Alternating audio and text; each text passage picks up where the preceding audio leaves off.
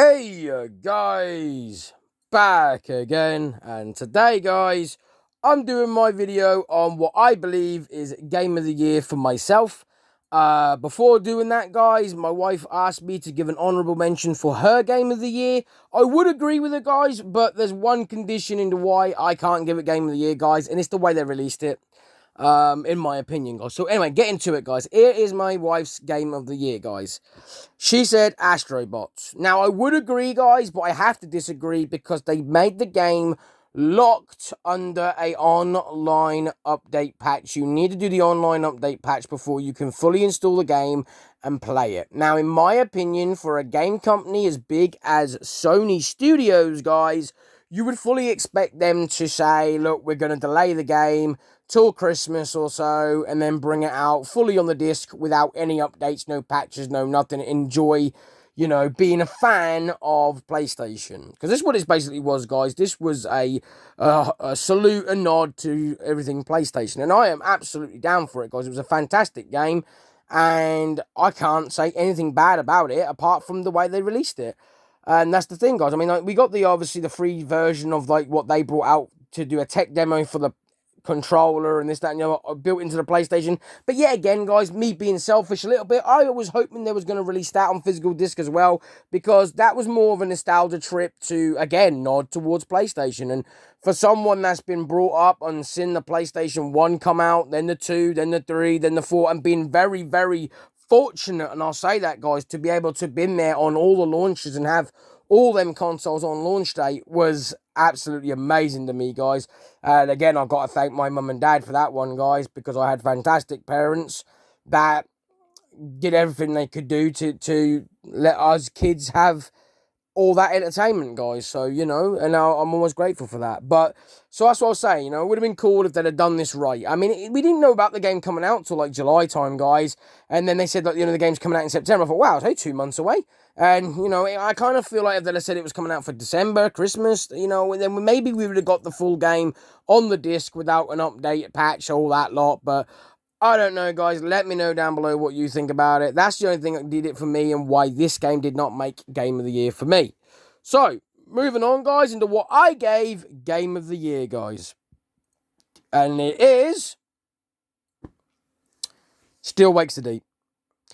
The reason I gave this game Game of the Year, guys, is this game absolutely blew my mind when I played it, guys. It really brought me in. It was one of them games that once I started playing it, I was gripped. I wanted to know what's going to happen next. What's going to happen next? What's going to happen next? Because it was so good, guys. And the fact that, they had actually, Scottish actors to do the voices as well, that was really unique, It's unique to see Scottish or, accents that's not just always American or just straight up British, the generic styles, though, you know what I mean? It's good to see they actually went out and you really got gripped into it. I wanted to see what was going to happen next every single time. You thought, oh, they're getting off, they're getting on, what's going to happen? And, it was really, really good. If I had to describe the story, it's a bit like Deep Rising meets The Thing, guys. That's how I describe it. So it's a very good horror game, but it's that sort of good game that you're not you can't predict it, guys. You couldn't say, oh, I know what this game's going to be like. I know what this could be like. I guarantee it. No, it is absolutely mind-blowing. The graphics as well, guys, absolutely blew me away. And the fact it's only 10 gigs, guys. 10 gigs. No updates, no patches, no nothing. 10 gigs. And the game's all on the disc.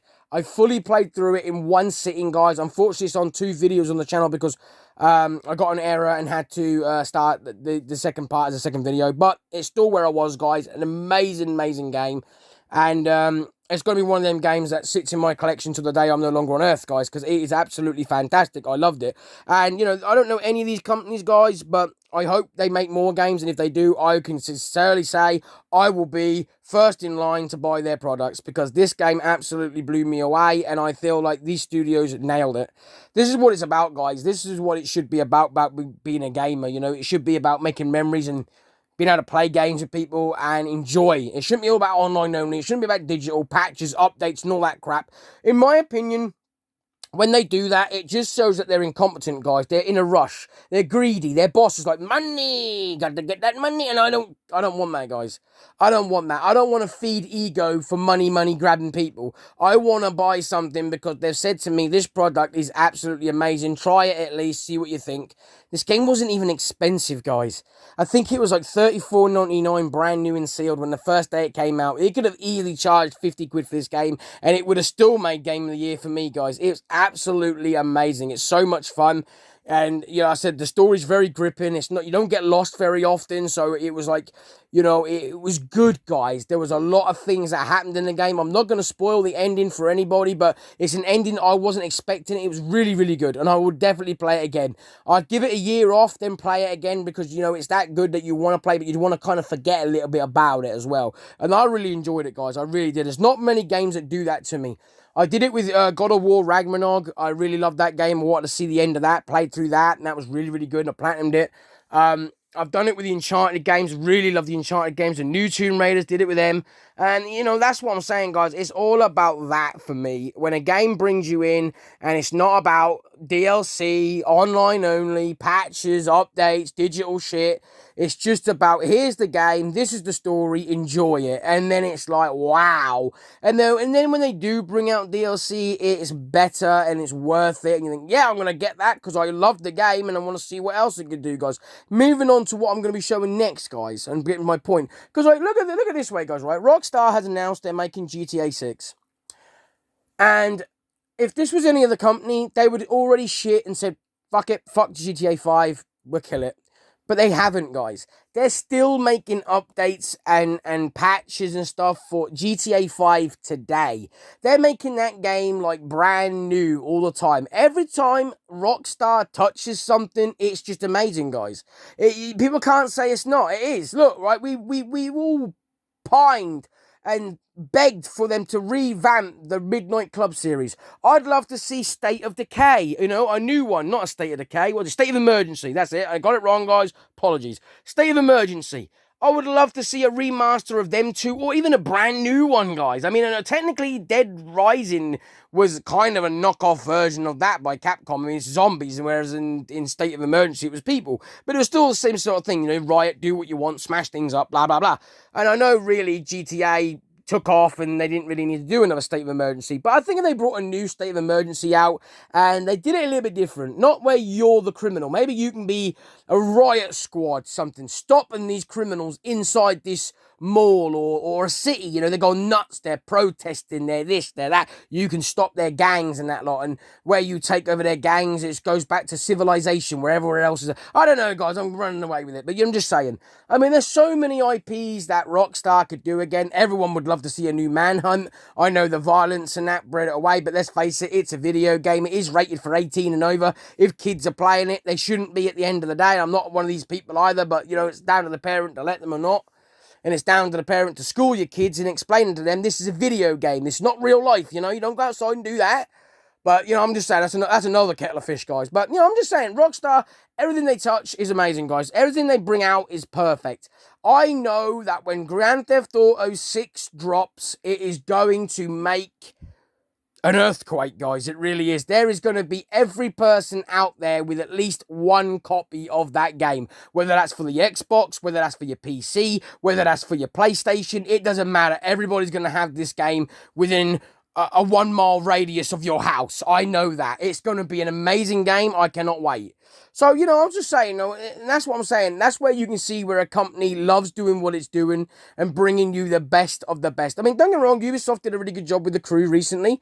They brought us out the map, Maui, and it was free for people that, you know, got the game, you know, it's free. So, I'm not complaining there, but I was kind of hoping for an offline single-player aspect to the game. They said they were going to do it. I heard they were going to do it, and nothing yet. Maybe they're going to do it at the end of the game's life cycle. I don't know.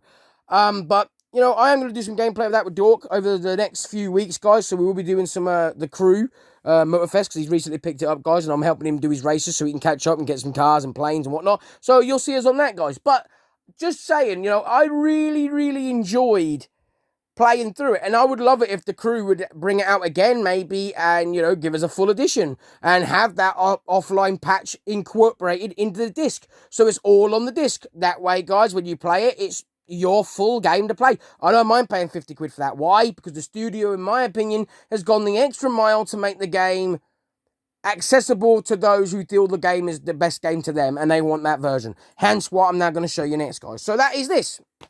I recently picked up Dead Island 2. Ultimate Edition, guys. I haven't opened it yet because, again, I told you guys I was putting games away for Christmas, which I've been doing. Same with Wukong and that, guys. I'm putting them away so that next year, when, you know, we start and I come back, guys, I can come back strong. I can come back with new games, guys, new uploads, more fun. And I've got a lot, guys. I've got a lot of games coming to the channel. I'll just grab a handful, guys, just so you can kind of see that I've got a lot coming to the channel, guys. So, as you can see, this game, guys, I love Dead Island 2, and I will get to what I've just grabbed, but let me just get this, guys. I'm going off tandem, guys, I apologise. So, firstly, Dead Island 2, guys, this is all on the disc. All on the disc. I made sure of that before I bought it. Soon as I realised that Deep Silver had gone the extra mile to put all the DLC on the disc, no update required, it's all on there, I shed out the money, guys. £60 this game was. And people might say, well, that's stupid. You could just go buy the DLC. You've got the game, ain't you? Yeah, I have. I've got the original Dead Island 2 game. And I love the cover on that one as well, you know? But when a game company goes the extra mile, I don't mind supporting that and being like, yes, thank you very much. I love the game. I will buy that. And that's what I do, guys. Like Mortal Kombat, I always buy the extra large editions of them where you get all the characters on the discs because I feel that's how I want to play it. Awesome, guys. Now, as you can see, they've got a really cool spine on this one as well, which I really like. And then on the back, guys, as you can see, there is no DLC code, nothing on the box. You get all the DLC you can see on here. It says here, all included in the Ultimate Edition. It is a bit of a bigger game. It is 70 gigs, whereas the other one was only like 35 gigs. But you see, I said, all the DLC is on the disc, so it will be bigger. And, you know, I'm excited for it, guys. I was willing to pay that because I like to play the full editions. Like I said, people are going to say, if you already owned Dead Island 2, why did you just not buy the DLC of like 20 quid or so? You got it all. There's a day in life where they take the DLC off the store. It always happens, guys. When that happens, I want to be able to say, I've got the full edition, I'm going to play it. I've got the best version you can have of that game, guys. You know, I've got it with Dead Island. Is it Dead Island? No, Dying Light. Sorry, got it wrong again, guys. Dying Light on PS3, 4. I've got the Ultimate Edition on there, and I love it. And you know, I've got the only version they brought out of Dead Island 2, and I love Dead Island 2. And I'm looking forward to the new Dead Island, guys, coming out in summer 2025, which I think is called The Beast. I am really hyped for that, guys. That's the thing, guys. I'm a gamer through and through. I'm not a certain genre of gamer. I don't just go racing games. I don't just go horror. I don't just go first-person shooter. I like all my games, guys. But the best way for me to play a game is when I buy it and it comes exactly as it does when I was a kid. You know, you got the game case like this. You can play it when you want to play it. You can uninstall it, reinstall it, however you want to do it, and it's yours for the rest of your life as long as you can keep wanting to keep it. And that's what I like, guys, right? I know that sounds sad to some people, but I just see that, you know, people don't understand this is... Don't rock the apple cart, as they say, you know? It's keep it for both. Do digital for people that's new to the gaming industry that doesn't want to go out and buy physical. They want the digital versions, but constantly always do a physical copy for people like us. It's going to keep mainstream gaming going all round then for everybody, and that's just the way I see it, guys. But anyway, that's that one, guys. Now I'll just quickly show you a few handful of games I just randomly picked up, guys, to show you what next year does kind of entail, guys. We have Mayhem Brawls, guys. Looking forward to that one. It's a little ditty game, guys. Side-scroller. A bit like Streets of Rage. Really looking forward to it. We have... I can't even say it, guys. I think it's called Shinobi, or whatever. It's a really weird name on that one. Shinorubi. But this one, awesome, guys. It's like a... what do they call them? Shmup. That's what they call them. Shmup. So it's a bit like that, guys. So I'm looking forward to that one. Picked up As Dusk Falls, guys. Again, looks a really good game. My wife's really excited about this one. She can't wait to play that one, so that's really cool. And then another one just for randomness, guys. Abathur. Looking forward to this one. This just reminds me of them Golden Axe days, guys, but with a proper side-scrolling, as you guys can see. Really cool graphics, really, really cool artwork, and it's very small gigabytes, guys. So that's what I'm saying, guys. I've got games on the back burner, guys. I'm keeping them in cellophane, ready to go, guys, just for the channel next year, guys. That's my dedication to it. I'm looking forward to playing these games, guys, with all of you. Hopefully giving you some entertainment to fall asleep to at night and whatnot, because I always watching YouTube, guys, to go to bed to. I always watch all sorts of random videos. I like watching that ridiculousness and stuff, guys. They do all sorts of stuff, but I really like watching all sorts of things. I watch people's gameplay, things. I often fall asleep to Angry Video Game Nerd, which is funny, guys, because I've actually got his game, and I love that game. It's actually really hard to play, though, but fun. But again, I ain't putting a gameplay up on the channel, guys, so that will come up one day. But anyway, guys, that is my opinion. Sorry I went on a bit long, guys. It went a little bit off tandem. I got to my game of the year, though. Let me know down below, guys, if you agree or disagree. Do you agree with my pick of game of the year? Is there a game of the year for you? We're looking forward to next year, guys. Next year, there's so many games coming out. We've got the new Sniper Elite. We could possibly have Grand Theft Auto 6. We're not denied or confirmed yet. You know, is it coming next year? Will it be the year after? We don't know. There are so many games coming next year, guys. I am very, very hyped, especially for the budget company games, guys. Very hyped. So, yeah, on that note, guys, let me know down below. Thank you very much for watching. I will apologise for the length, and I will see you all in the next one.